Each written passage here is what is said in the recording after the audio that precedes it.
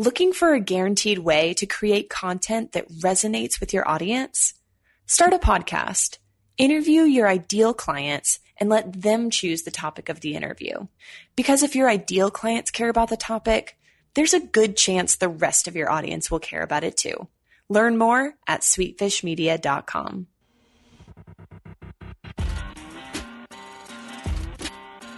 You're listening to the B2B Growth Show, a podcast dedicated to helping B2B executives achieve explosive growth.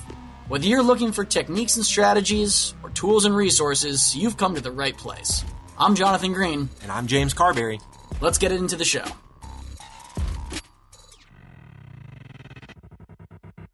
Welcome back to the B2B Growth Show. This episode is sponsored by Directive Consulting, the B2B search marketing agency. Today we're joined by David Belanger. David is the founder of the CERES Group. David, welcome to the show. Thank you very much, Jonathan. I'm happy to be here. It's a pleasure to have you on the show today. The CERES Group, I know, has been sort of mentioned in the Inc. 5000 list. They've also been mentioned in the Boston Business Journal. But maybe you can tell us additionally a little bit about what you and your team are up to these days. Sure, happy to do that. So we're an IT consulting firm, and when I say that it's IT services, we don't develop software. It's really, IT consulting to our end clients. And we do a lot of work in the asset management space and some retail and some the insurance industry. But for the most part, we're providing consultants to, our end clients for business analysis, current state, future state, model development, and then execution of those models. So, we don't manufacture anything. It's really just consulting services and brain power and the brain power of our consultants that our clients are engaging us for. Mm-hmm. Yeah, and I know that you've been met with some fantastic growth. It's one of the reasons that we've reached out. We wanted to get you on the show. We've been talking to a lot of founders and a lot of CEOs about the strategies and the rules that they've set for themselves when it comes to growing a business. Today, we're going to be talking about something very cool. We're going to be talking about sort of this idea of growth after ownership, almost moving on to the next step of growth after that owner-operator mentality. So I think this is going to be a very valuable episode for a lot of our listeners. But David, kind of, what are we talking about here? I mean, you had mentioned briefly that there was almost a catalyst when you had this moment where you had to start almost reframing the way you were thinking about your business. Yeah, it's funny how it all happened, because you get, I'm sure, a lot of people, owners can relate to, they get so busy in the business and growing it and the fires day to day that come up with, payroll and marketing and branding and managing internal employees, that it wasn't actually until we had won some awards that really made me start to think that I had to put down in paper what our growth strategy was. I mean, I'd known, we had grown every year, and early on we were doubling every year, and I thought we were doing okay and certainly heading in the right direction. But as the owner, you're always thinking that you should be, twice the size that you are at any given point. And it wasn't really until, we got some press in last year in 2017 was the first year we could apply to the Inc. 5000 list. And, they started asking us some questions. So I knew we would make the list, but I thought it was weird that they were asking more questions, and kind of figured out that, hey, we might be, closer to the top of the list and actually making the 500. And then the, same thing happened with the Boston Business Journal this year.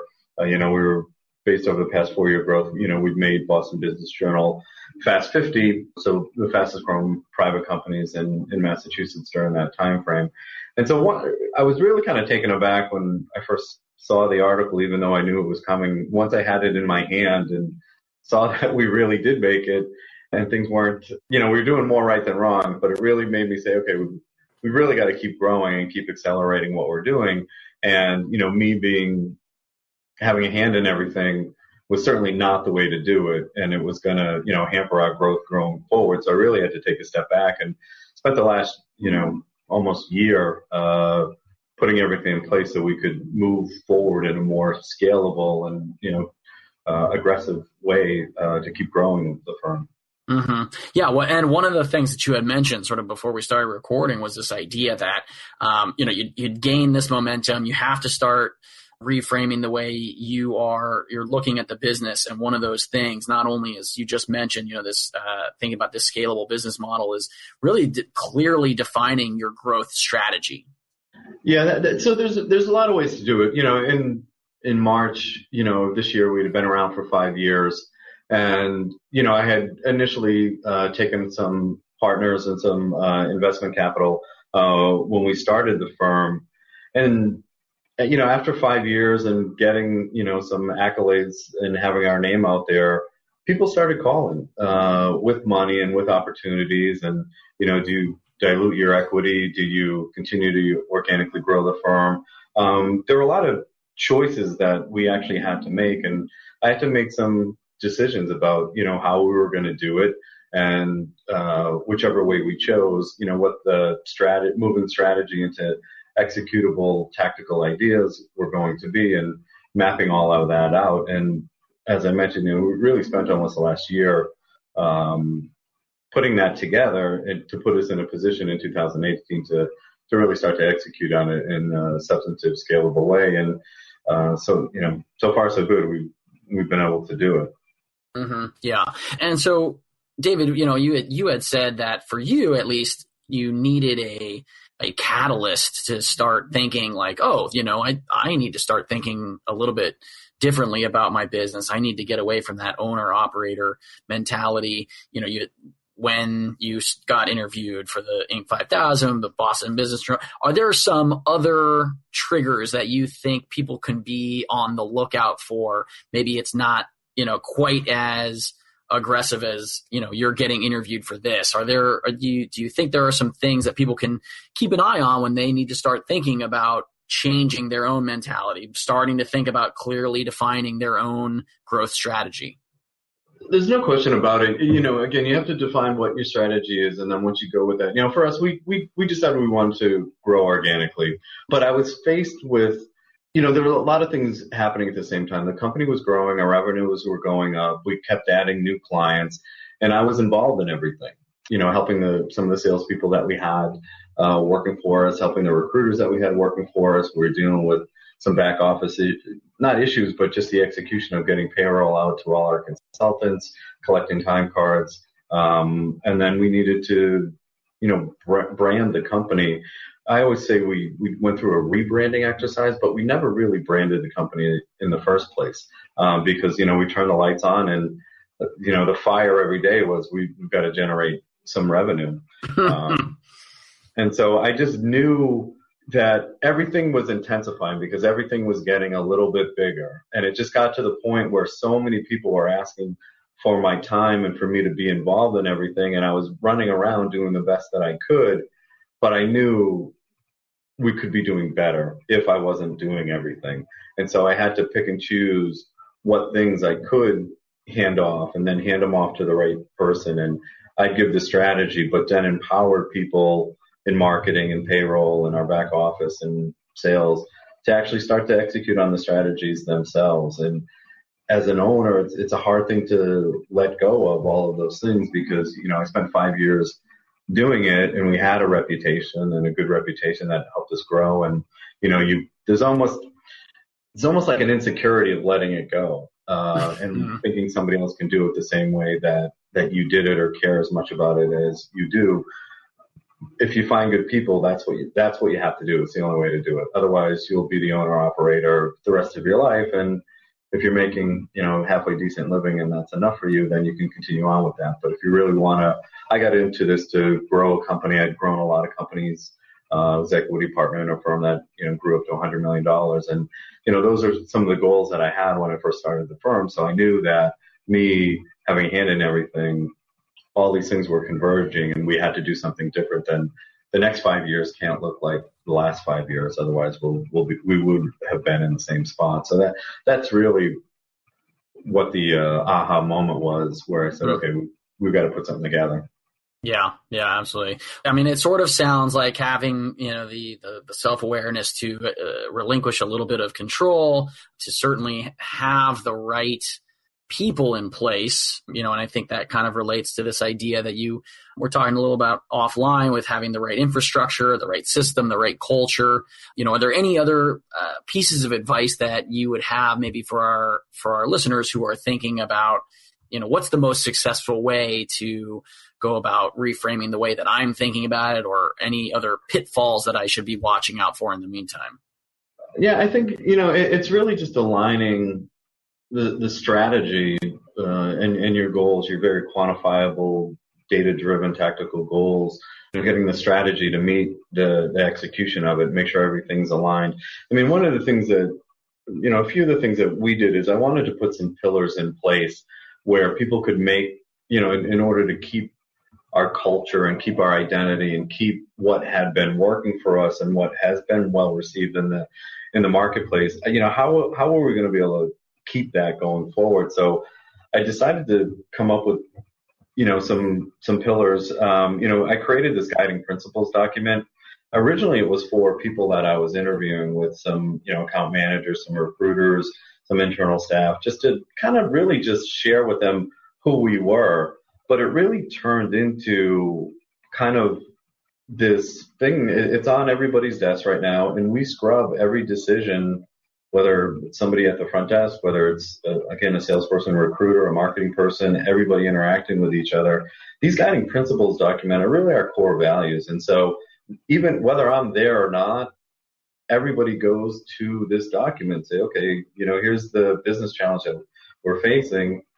Let's scrub it against this guiding principles document. And that became extremely scalable. Now I can, if somebody comes to me with an issue or a challenge and not sure what to do, I pull up the document and say, take a look at this and get back to me with what you think we should do. And that really is pushing back and empowering them to make some decisions within the confines of, how we choose to do business from an ethical, moral, and a business perspective. So they've been able to answer a lot of their own questions, and we've still been able to keep our identity and our brand and, who we are, with them being able to do that. So that also helped me let go of some of my concerns about, not being involved in everything. And it really took a weight off my shoulders and kind of marrying those two things together. So helped in, as part of this process to keep moving forward.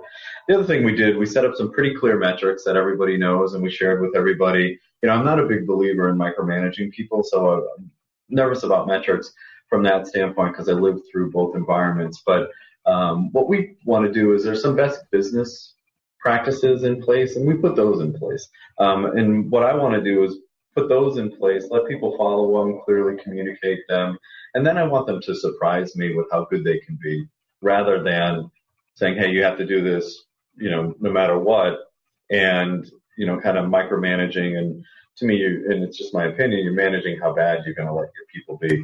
I'd rather put up some foundational elements in place and give them some freedom and let them surprise me with how good they're going to be. And so the metrics are a combination of those two things. And one of the other things that we did is, automated as much as that we could from an internal infrastructure from our CRM and the technology, leverage technology as much as we can to automate and drive out as much of the manual labor out of all the tasks that we do on a day-to-day basis, depending on their job function. Our value is talking to people, and everything else that we have set up is enabling our people to be talking to other people, whether it's a client or a candidate we're looking to place, or even each other internally. So we automated. I outsourced as much as I could, as much that made sense, where we could again hold on to our culture and our values and keep it in a scalable way. And I candidly I fought it for a while just in my own head, but once I started going down this path, it was the best thing I ever do for me personally, and for the firm, because it really is accelerating where we are and where we're going. And candidly wish I had done it sooner. Today's growth story revolves around search engine marketing. Delphix, a big data platform, had hired an agency to manage their Google ads a few years ago, but they weren't seeing the results they wanted to see. Being such a technical B2B solution, they set out to find a team that could take on their challenge. After countless proposals, they found the perfect fit. Directive Consulting, the B2B search marketing agency. In just 1 week after launching Directive's campaigns, Delphix saw their lead volume double and their cost per lead drop by 60%. I have a hunch that Directive can get these kind of results for you too. So head over to directiveconsulting.com and request a totally free custom proposal. That's directiveconsulting.com. All right, let's get back to this interview. Well, I mean, it certainly sounds like your approach is working, which is fantastic for you. It's fantastic for your company. You know, I know you had mentioned a little bit about the company identity. You had mentioned sort of business and ethic, business decisions. You had mentioned empowering your employees. Like a lot of this is, and growing your business. A lot of this is kind of wrapped up in kind of our final question. We've been asking a lot of our guests is this idea that, what sort of legacy then are you hoping to leave behind, whether that is personal, professional, or even a combination of the two? Yeah, it's a interesting question. And, I think about it now. I'm, have a young family and, my kids see what I do every day and they've been into our office and, they know we move from one office to another. And, we kind of joke at home, who's going to run the CERES Group when I retire. And, so I'll let my kids fight over that in a good way, but they're 11, 9, and 7 right now. So I've got a little while to figure it out. But certainly, from a internal perspective, wanting my kids to see that this isn't easy. The stuff that's at our house or our house just isn't here. Somebody, goes out and works for it every day. And, if you work hard, good things will come from that.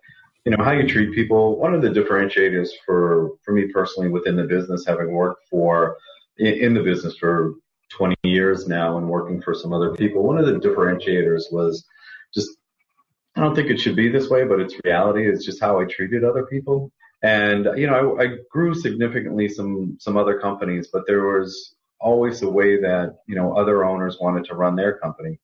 And I got to the point, I'd like to say I grew up a little bit where my way was just right for me. And those companies are successful and, nobody closed because I left. And they went on to do whatever they went on to do. But I just decided there was a way that I wanted to do it and a way that, I thought could be successful. And there was other people that were attracted to that same idea with our industry. And I was just, fortunate enough to be able to put something together and attract enough of the, the right people and the right people for us to where we can start to build something. And it's been one of the most rewarding things I've done in my life, not just from a business standpoint. Certainly I'm proud of what we've done and committed to being even better in the future. But it's, personal pride and seeing your employees, be able to buy a house and make more money than they've made in the past and want to do that for whoever comes in behind them. So that's really what this really is about for me with, those two factors. To me, that's something that carries on beyond me and enhances people's lives. And that's ideally what I want. The company's just the vehicle to do it. And so that's really what we're trying to do here and why I started the company. Mm-hmm. Well, we've certainly, we're certainly thrilled that you were able to start the company, do things the way that you wanted to do, and it's sounds like it's been a successful also means to an end. So all of that is fantastic. David, if anyone is interested in, finding out more about today's topic, they want to find out more about the CERES Group, they want to connect with you, what's the best way for them to go about doing that? Sure.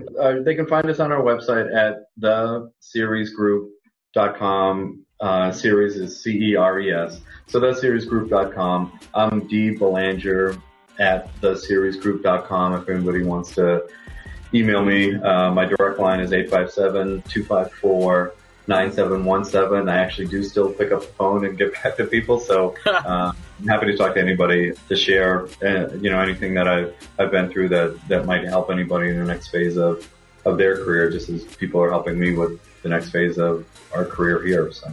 That's fantastic. Well, David, again, thank you so much for your time today. It was a pleasure having you on the show. Thank you very much, Jonathan. Pleasure. There are lots of ways to build a community, and we've chosen to build the B2B growth community through this podcast. But because of the way podcasts work, it's really hard to engage with our listeners. And without engagement, it's tough to build a great community. So here's what we've decided to do. We're organizing small dinners across the country with our listeners and guests. No sales pitches, no agenda, just great conversations with like-minded people. We'll talk business, we'll talk family, we'll talk goals and dreams. We'll build friendships. So if you'd like to be a part of a B2B growth dinner in a city near you, go to b2bgrowthdinners.com. That's b2bgrowthdinners.com. Thank you so much for listening. Until next time.